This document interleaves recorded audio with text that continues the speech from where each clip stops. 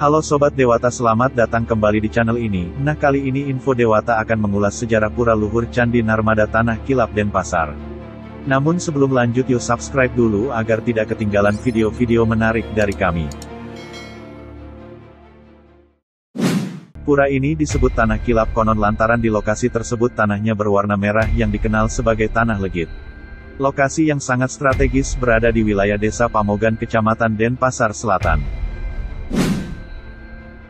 Konon katanya, disebut Tanah Kilap karena di lokasi ini ada sekelebat kilatan cahaya bertepatan ketika Dang Hyang Nirarta moksa di Pura Uluwatu. Dalam perjalanan suci Dang Hyang Nirarta dari Pura Sakyenan menuju Pura Petitenget, anak beliau bernama Nirswabawa diminta untuk diam di tempat ini.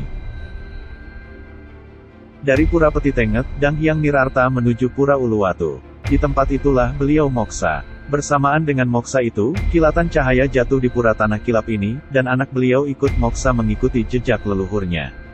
Kemudian beliau disebut Ratu Niang Sakti. Pura yang kini tampak megah, dulunya bahkan tak punya nama. Pura yang kini setiap hari didatangi umat Hindu seantero Bali, dulunya hanya sebuah gundukan batu. Gundukan batu yang dibuat oleh seorang nelayan bernama Pan Santeng. Gundukan batu dibuat secara sederhana sebagai tempatnya memohon doa sebelum menangkap ikan. Pura Candi Narmada Tanah Kilap ini memiliki jejak sejarah yang panjang. Berawal dari sebuah palinggi di atas karang setelah bendegapan Santeng Mesesangi atau Kaul setelah mendapatkan ikan melimpah, pura ini diyakini yang berstana Ida Ratu Batari Nihang Sakti, sebagai Dewi Kemakmuran.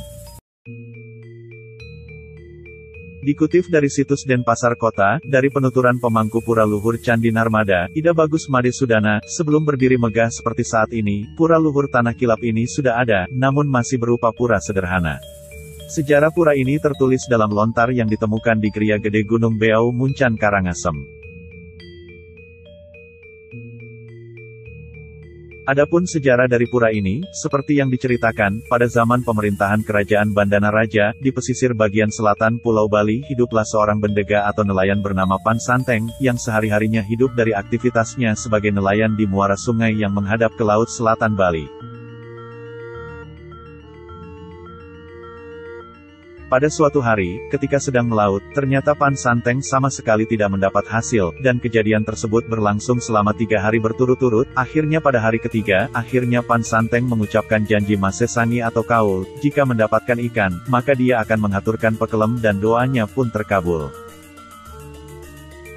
Sehingga Pan Santeng membangun palinggi di atas batu karang dan setiap hari dengan tekun sang bendega menghaturkan bakti di palinggi tersebut, seiring dengan semakin banyaknya hasil tangkapan yang diperolehnya.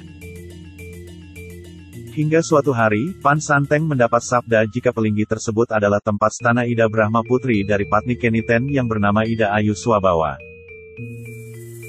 Demikianlah intisari dari sejarah Pura Luhur Candi Narmada, dan pura tersebut selama berabad-abad tetap berupa palinggi batu sederhana di atas karang, hingga akhirnya dilanjutkan pada tahun 1958 ada seorang ibu dari Kuta menerima pewisik untuk membangun sanggar agung di kawasan palinggi Ratu Nihang Sakti.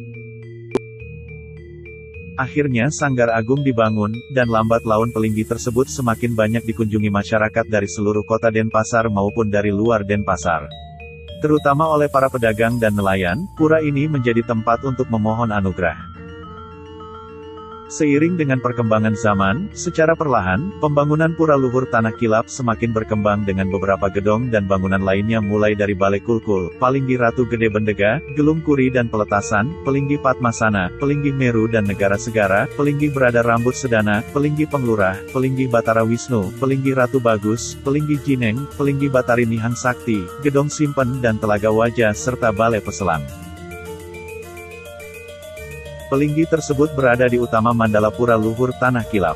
Sedangkan di areal Palemahan, terdapat 2 palinggi lain yakni Palinggi Persimpangan Batara Dalempit yang terletak di sebelah timur dan Pura Taman dan Tapageni yang terletak di sebelah barat.